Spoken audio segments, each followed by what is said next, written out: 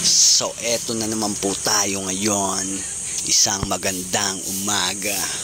Nagbabalik ang inyong lingkod, All Goods Benta Bounce. Ewan ko na kung anong episode kasi nalimutan ko na. Simula ngayon mag-upload na tayo araw-araw. Gagawin ko na tong diary. Panuorin nyo kung paano kami humasil ngayon. Meron akong kasamang isang tropa, reseller ko yan ng cup na premium. Meron siyang order ngayon, i-deliver niya. Sakado yung shop ko ngayon kaya ang gagawin natin ay kukuha lang tayo ng isang pirasong cup. Yung pa-order niya, bali dalawa pala, 2 pirasong cup. So ngayon dito tayo sa hood, kung saan tahimik, walang masyadong tao, walang ingay. Let's go!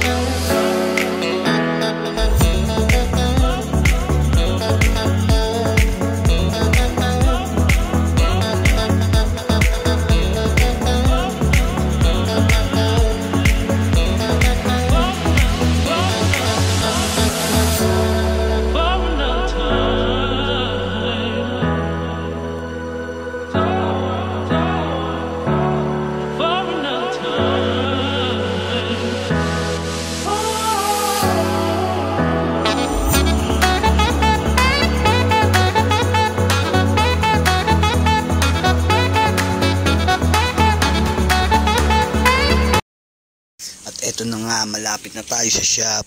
Ito, nakita natin ang mga tropang gumagawa. Ating hype man. Oh, ang kit mo. Sila paring Mark. Record mo naman sa shop. Pasyal lang kayo dito sa shop namin. Location, Calle 30. Sapat ng e-bike shop ni Old School. At ako naman si All Goods. Kaya pasyal lang kayo dito. Madali akong kausap. Basta marami kayong kukunin, pwede natin ibaba yung presyo sa gusto nyo. Basta magkakasundo tayong dalawa. It's all about the money. Let's go!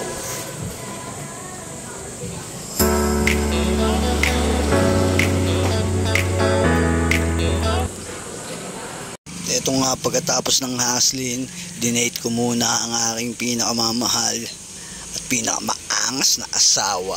Matapang pa siya dragon, nakala nyo lang, mukha lang yung mabait. Nag-date kami, kumain sa labas. Dahil kailangan natin yan bilang isang magiting at matapang na lalaki. Kasama namin ang aming anak. Nandito kami sa 13. Meron kami na meet na aso, wild dogs. Pangalan niya si Brown White. Yes, siyang wild dogs. Napakain namin siya kasi kami ay mapagmahal sa animals. Lover kami ng mga wild dogs.